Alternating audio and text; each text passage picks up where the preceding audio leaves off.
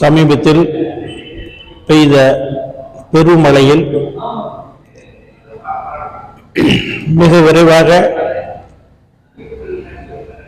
சீரமைப்பு பணிகளை மேற்கொண்ட தமிழ்நாடு அரசுக்கும் அதில் ஈடுபட்ட பல்வேறு அமைச்சர் பெருமக்கள்,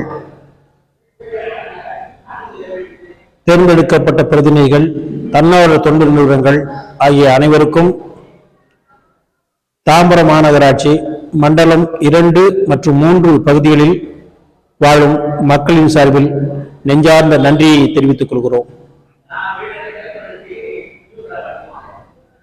மக்கள் நலன் சார்ந்த அனைத்து முயற்சிகளுக்கும்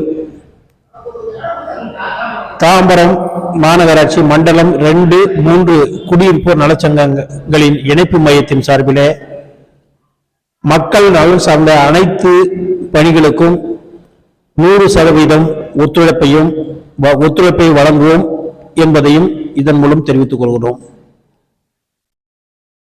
சமீபத்தில் பொதுமக்களுக்கு, மழையால் பாதிக்கப்பட்ட மக்களுக்கு தமிழ்நாடு அரசு சார்பில் அனைத்து மக்களுக்கும் ரூபாய் 6000 உதவித்தொகை நிவாரணத் தொகை வழங்கப்படும் என்று அறிவிப்பு வந்தது.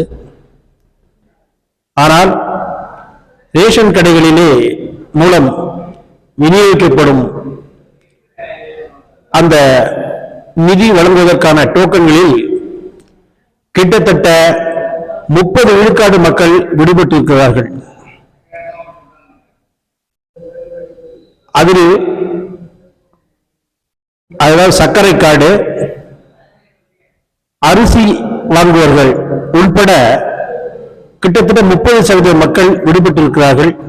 இது எதை அடிப்படையாக கொண்டு இப்படி நிராகரிக்கப்பட்டது என்பது புரியவில்லை. இந்த செயலானது மக்கள் மனதில் மிகவும் அதிருப்தியை ஏற்படுத்தியிருக்கிறது என்பதை தெரிவித்துக் கொள்கிறோம்.